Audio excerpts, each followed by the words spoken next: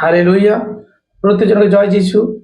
প্রভু প্রত্যেকজনকে আশীষ দিক, প্রত্যেকজনের জীবনে পরমেশ্বর বড় চমৎকার করুক। এবং আজ যতজন এই এপিসোড তোমরা দেখছো, এই এপিসোড তোমরা শুনতেছ, প্রভু তোমাদেরকে এক নতুন অভিষেক করবেন এবং নতুন বরদান আজকে দেবেন। এবং আজকের বাক্য তোমাকে অনেক কিছু শিখিয়ে দিয়ে যাবে। আজকের বচন তোমাকে অনেক অভিষেক করে যাবেন। আজকের বচন তোমাকে অনেক আগে নিজেদের সাহায্য করবে এবং ভাবনার অনেক আগে তোমরা পৌঁছাবে এবং তোমাদের পরমেশ্বরের সামর্থ্যকে আজ অনেক কাছ থেকে তোমরা দেখবে। তোমাদের বুদ্ধির কৌশল হবে আজ প্রভু যিশু নামে।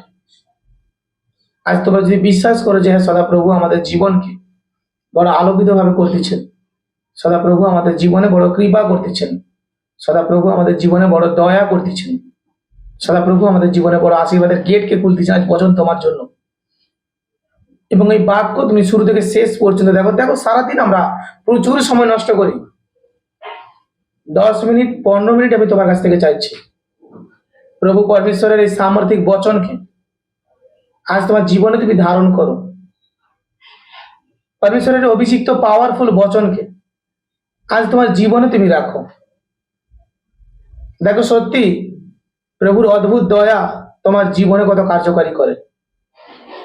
প্রভুর অদ্ভুত রীতিতে পরমেশ্বরের বচন তোমার জীবনে কত সামর্থ্যে পরিপূর্ণ করে। আজ কি তুমি 15 মিনিট দিতে চাও? তোমার জীবনে হতে পারে আজকে এই 15 মিনিট তোমার জীবনে কত বড় দয়ার গেটকে খুলে দেয়।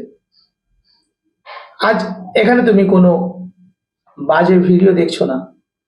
প্রভু যিশুর ভবিষ্যৎবাণী, প্রভু যিশুর মেসেজ তোমার মধ্যে যাচ্ছে। আমি চাই শুরু থেকে শেষ পর্যন্ত তোমরা এই প্রচারকে শোনো এবং দেখো এবং আরো অপর ব্যক্তির কাছে এই সুসমাচারকে তোমরা পাঠাও, যেন তারাও বচনকে জানতে পারে।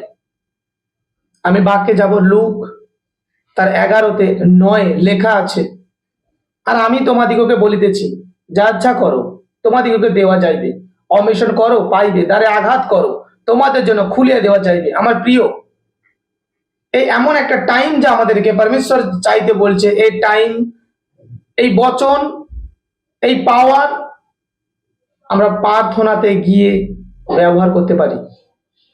প্রার্থনার মাধ্যম থেকে আমরা এই বচনকে আমরা কার্যকারী করতে পারি এবং এই বচনের মাধ্যম থেকে পরমেশ্বর আমাদেরকে শিক্ষা দিচ্ছেন প্রার্থনার প্রয়োজন আছে। আর প্রার্থনায় বসে আমরা প্রভুর কাছে যা কিছু চাইবো সদা প্রভু যিশুর নামে তিনি আমাদের জীবনে তা পরিপূর্ণ করবেন।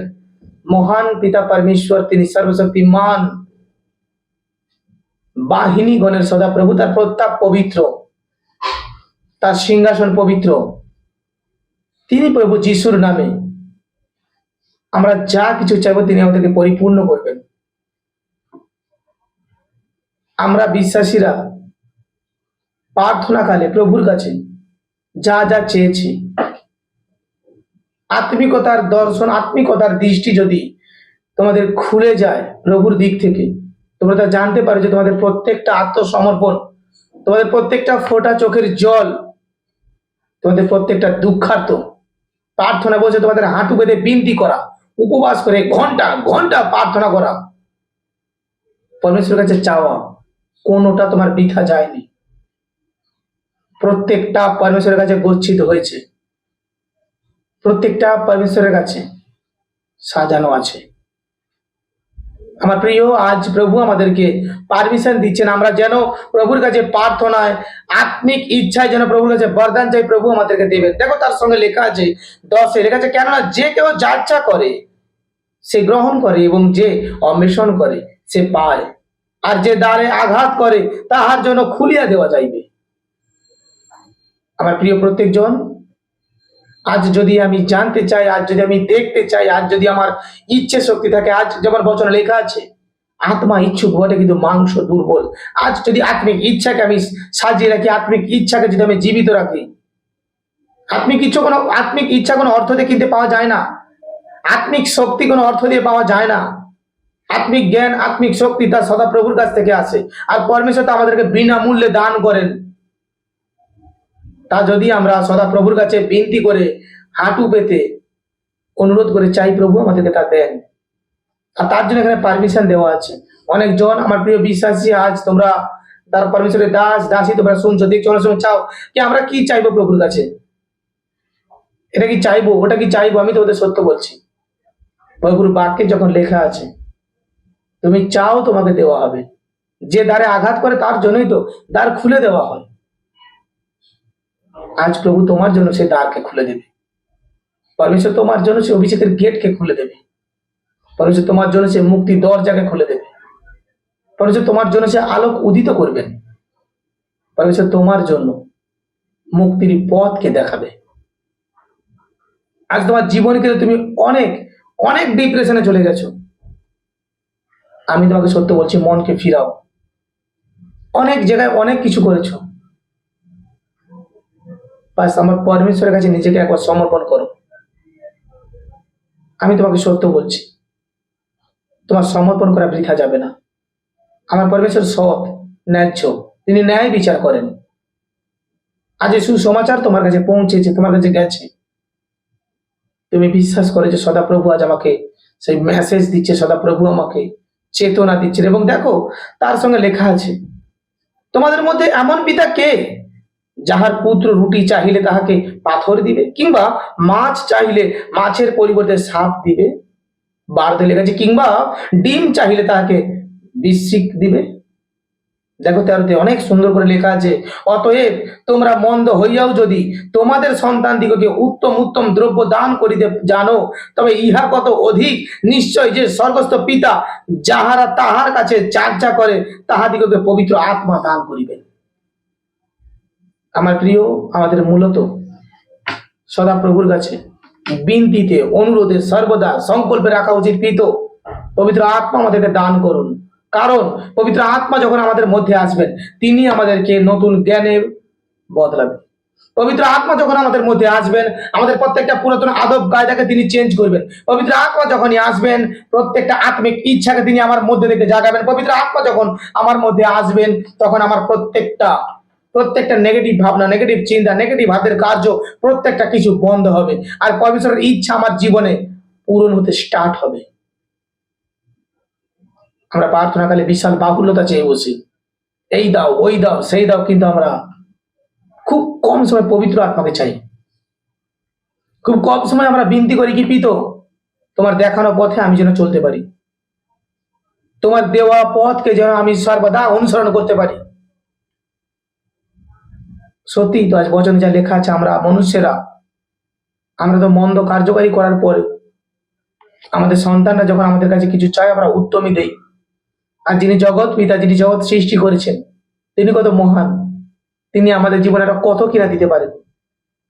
তিনি মহান, তিনি সৎ, তিনি আমাদের সব্বাইয়ের পিতা। আমরা যদি বাস্তবতায় একটু দেখি, প্রত্যেকজন আমরা বাস্তবতায় দেখি, আমাদের বাড়িতে প্রত্যেকজনের ছোট শিশু সন্তান আছে, তার প্রত্যেকটা আবদারকে আমরা পূর্ণ করি, হ্যাঁ কি বা না? তেমন আমাদের পিতার কাছে আমরাও শিশু, তিনি আমাদেরকে আমাদের প্রত্যেকটা মনের ইচ্ছা অনুযায়ী তিনিও ফল দান করেন। বাস তফাৎ এটাই, তিনি পবিত্রতার সঙ্গে আছেন, তিনি জানেন কোনটা ভালো কোনটা মন্দ, কিন্তু আমরা সেই জ্ঞান বুদ্ধি আমাদের নেই। তাই আমরা আমাদের সন্তানরা যা ভুলভাল চাইলেও আমরা সেটা তাদেরকে দিয়ে দিই, কারণ চেয়েছি। কিন্তু আমাদের পিতা, তিনি জানেন যে আমার সন্তানের জীবনে এই জিনিসটা বড় ক্ষতি নিয়ে আসতে পারে, তাই পরমেশ্বর তার জীবনে চেঞ্জ করতে চায় বা উত্তম কিছু দিতে চায়। অনেক সময় আমার প্রিয় এটা হয়, পরমেশ্বর তোমার জন্য গোটা সমুদ্র নিয়ে দাঁড়িয়ে আছে, তুমি একটা বাটি হাতে দাঁড়িয়েছো, পিতা আমাকে এক বাটি জল দাও। কিন্তু তুমি জানো না, পিতা জানে যে এক বাটি জলে তোমার তৃষ্ণা মিটতে পারে না। তুমি আবার কিছুক্ষণ বাদে এসে বলে, পিতা পিতা আমার তৃষ্ণার্ত, আমাকে তুমি পানীয় জল দাও। প্রভু কিন্তু তোমার জন্য গোটা সমুদ্র নিয়ে অপেক্ষা করছে। ঠিক সেই রকমই পবিত্র আত্মা যখন আমাদের মধ্যে আসবে, যখন আমাদের মধ্যে স্পিরিচুয়াল আত্মিক বরদান পরমেশ্বর নামাবে, যখন আমাদের মধ্যে আত্মিক বরদান খুলে যাবে, আমার প্রিয় প্রত্যেকজনকে আমি বলছি, আমাদের জীবনে প্রত্যেকটা স্টেটমেন্ট চেঞ্জ হবে যিশু নাসির নামে। আমাদের জীবনে নতুন নতুন সাক্ষ্যকে খুলতে দেখবো প্রভু যিশু নাসির নামে। আমাদের জীবনে বড় বড় আলোকিক কার্যকারীকে হতে দেখবো প্রভু যিশু নাসির নামে। প্রচুর জন ব্যক্তি বলছে, আমি 3 বছর আছি, কিন্তু আমি কখনো আমার জীবনে আমি বড় সাক্ষ্য, বড় স্টেটমেন্ট দেখিনি। আমি বিভিন্ন জায়গায় ঘুরে এসেছি, আমার জীবনে আমি কোনো বড় সাক্ষ্যকে দেখিনি। তোমার আত্মিক জীবন নেই, তার কারণেই তোমার আত্মিক জীবনকে তুমি নষ্ট করে ফেলতেছ। হালেলুইয়া। আজ পরমেশ্বর তিনি তোমাকে আজ ডাকছেন, আজ তুমি কি মন ফিরাতে চাও? আজ তার পবিত্র পাত্রে কি তুমি পান করতে চাও? আমার চার্জে কেউ বিশ্বাসী সন্তান এসে বলছে আমি বহুত দিন ধরে অমুক জায়গায় যুক্ত, আমি বিশ্বাসী, কিন্তু আমার জীবনে কোনো সাক্ষ্য আমি দেখিনি, কোনো স্টেটমেন্ট দেখিনি, কোনো আলোকিকায় দেখিনি। আমি আপনার কাছে এসেছি, আমি 15 বছরের বিশ্বাসী, কোনো দিনের জন্য আমি সাক্ষ্য দিতে পারিনি। আমি কি করলে নতুন সাক্ষ্য দিতে পারবো? আমি তাকে একটাই জিনিস বলছি, তোমার আত্মিক জীবনকে তুমি গঠন করো। তোমার আত্মিক জীবন ঠিক নেই। প্রভু যা কথা দিয়েছেন সেই কথা তিনি তোমার জীবনে রাখবেন। বলছেন হ্যাঁ সেটা তো ঠিক আছে, ঠিকই আছে, আত্মিক জীবনকে আপনি যেমনই বলবেন আমি তেমনই পরিচালনা করব। আপনি যেমনই সুসমাচার দিচ্ছেন সেটা ধরে আমি চলবো। আমি অভাবী মানুষ, আমি ঋণী মানুষ, আমি কি পারবো ঋণ থেকে মুক্ত হতে? দেখো, প্রভু চাইলে সবই সম্ভব। যে ব্যক্তি 15 বছর কোনো সাক্ষী দিতে পারেনি, 15 বছর 1 মাসের মধ্যে সেই ব্যক্তি 65,000 টাকা মিরাকেল হয়েছে তার জীবনে। 65,000 টাকা প্রভু আলোকে কার্যকারী করছে। হতভাগ যে আমি এত জায়গায় ঘুরেছি, এত বছর আমি গেছি, এত কিছু দেখেছি, আজ হঠাৎ করে প্রফেট সমিদাসের সঙ্গে জুড়েছি, সবে 1 মাস হয়েছে, এটা কি করে সম্ভব? আমি তোমাদের সত্য সত্য বলছি, এ পরমেশ্বরের ইচ্ছা, আর পরমেশ্বর চেয়েছে তাই হয়েছে। তাই আমি তোমাদের বলছি, তোমরা আত্মিক জীবনকে গঠন করো, পবিত্র আত্মার বরদান কি জিনিসটা জানতে শেখো, পবিত্র আত্মার কাছে নিজেরা প্রত্যেকটা সময় প্রভুর কাছে নিজেকে আত্মসমর্পণ করো, প্রত্যেক সময় নিজেকে পরমেশ্বরের সামনে তোমরা নত করো। তোমরা পরমেশ্বরকে ভুলে যেও না। কেমন? তোমরা প্রত্যেকটা কিছু যদি পরমেশ্বরকে শরণার্থ হও, মনে রেখো তোমরা কখনোই পরমেশ্বরকে ভুলোনি। এবার আমাকে তোমাদের মনে প্রশ্ন আসতে পারে যে এটা আমরা কি করে বুঝবো? তুমি যে কোনো জায়গাতে যাচ্ছ, প্রভুর সামনে নিজেকে প্রার্থনা করে যাচ্ছ, তার মানে তুমি পরমেশ্বরকে ভুলোনি। তুমি যে কোনো আহার করছো, প্রভুর ধন্যবাদ দিচ্ছ, তুমি পরমেশ্বরকে ভুলোনি। যে কোনো খুশি আমোদ প্রমোদ করছো, পরমেশ্বরের ধন্যবাদ দিতে বন্ধ করোনি, তুমি পরমেশ্বরকে ভুলোনি। তুমি যে কোনো পরিস্থিতিতে দাঁড়িয়েছো, পরমেশ্বরের নাম জপ করছো, তুমি পরমেশ্বরকে ভুলোনি। ব্যাস তাকে স্মরণে রাখো, তাকে প্রার্থনা করো, পরমেশ্বরকে ভক্তিতে প্রকৃত ভয়ে তার সামনে আসো। দেখো, পরমেশ্বর তোমাকে অদ্ভুতভাবে বদলে দেবেন। হতে পারে তোমার জীবনে বহুত বছরে কোনো টেস্ট মানি খোলেনি, হতে পারে তোমার জীবনে বহুত বছর কোনো নতুন নতুন সাক্ষ্য তুমি দেখোনি। আমি তোমাকে সত্য বলছি, তোমার জীবনে নতুন সাক্ষ্য আজ খুলতিছে। আজ এই বচনকে তুমি দেখতেছো, আজ এই বাক্যকে তুমি শুনতেছো, আজ তোমার জীবনে নতুন সাক্ষ্য পরমেশ্বর খোলাচ্ছেন। বাস যাও, এই বচনকে ধরো আর প্রার্থনা রুমে যাও, প্রার্থনা করো। এবং নতুন নতুন তোমার জীবনে তুমি বড় মহিমাকে জানতে গেলে প্রভু যিশুকে আরো গভীরভাবে জানার চেষ্টা করো। বাইবেলকে হাতে ওঠাও, বাইবেল খোলো, দেখো বাইবেল অমৃত বাণী তোমাকে সম্পূর্ণরূপে চেঞ্জ করে দিয়ে আসবে। তোমার প্রত্যেকটা জীবনে যা বন্ধ হয়ে গেছে বাইবেলের বাণী, তা তুমি যখন পাঠ করা স্টার্ট করবে, তোমার রুমের মধ্যে, তোমার বাড়ির মধ্যে, তোমার হৃদয় সংকল্প হবে যা বন্ধ হয়ে গেছিল তা আজ থেকে খোলা স্টার্ট হবে প্রভু যিশু নামে। আজকে তুমি বিশ্বাস করতে পারছো? আজ যদি তুমি বিশ্বাস করো, তোমার জীবনে তুমি বড় মহিমাকে দেখবে। আজ যদি তুমি বিশ্বাস করো, তোমার জীবনে তুমি বড় চমৎকারকে দেখবে। হালেলুয়া। আজ বিশ্বাস করো প্রভুর অদ্ভুত বচনকে, বিশ্বাস করো প্রভুর বাক্যকে, তিনি পারমিশন দিচ্ছে। বুদ্ধিমান হিসেবে যদি আমরা প্রার্থনা করি, বুদ্ধিমান হিসেবে যদি আমরা চলি, দেখো যখন পরমেশ্বর রাজা সলোমনকে বলছে তুমি চাও, দর্শন যোগে, দর্শন যোগে বলছে তুমি চাও আমি তোমাকে দেব। রাজা সলোমন বলছে পিতা আমাকে জ্ঞান আর বুদ্ধি দাও। দেখো রাজা সলোমনের জীবনে যা কিছু হয়েছে, পরমেশ্বর তাকে স্বপ্ন দর্শন দ্বারা কথা বলেছে। প্রত্যেকটা দর্শন, প্রত্যেকটা ড্রিম তার জীবনে পূরণ হয়েছে। দর্শন দ্বারা পিতা বলেছেন, তিনি তাই করেছেন। আর দেখো, সর্বশ্রেষ্ঠ বাইবেলের মধ্যে সর্বশ্রেষ্ঠ রাজা তিনি। দেশ বিদেশ থেকে তার রাজ্যকে দেখার জন্য তার প্রশংসায় ফেপে উঠত। আজ প্রত্যেকজন যিশুকে পরমেশ্বর বলছে যাও এই বাক্যকে তুমি পূরণ করো। দেখো তোমার জাতি কত আমোদ প্রমোদ করছে। আমি তোমাকে সত্য বলছি, তুমি যদি বিশ্বাস করো পরমেশ্বরের মহিমাকে দেখবে। তার বাক্যের উপরে বিশ্বাস করো, তার মুখ নির্গত যে বাক্য তা তোমাকে বদলাতে সাহায্য করবে। প্রত্যেকটা মুহূর্তে, প্রত্যেকটা সময় তোমাকে বদলাবে। প্রত্যেকজনকে জয় যিশু আজ যতজন শুনেছো এবং দেখেছো, তোমরা বিশ্বাস করো কি পরমেশ্বর তোমার জীবনে বড় অনুগ্রহের গেট খুলে দিয়েছে। প্রভু তোমার জীবনে বড় কৃপার গেটকে খুলেছে। প্রভু তোমার জীবনে বড় দয়ার দ্বারকে খুলে দিয়েছে। তিনি মহান, তিনি কৃপাময়। প্রত্যেকজনকে জয় যিশু। প্রভু তোমাদেরকে দীর্ঘ আয়ু দিক প্রভু যিশুর নামে। আমেন।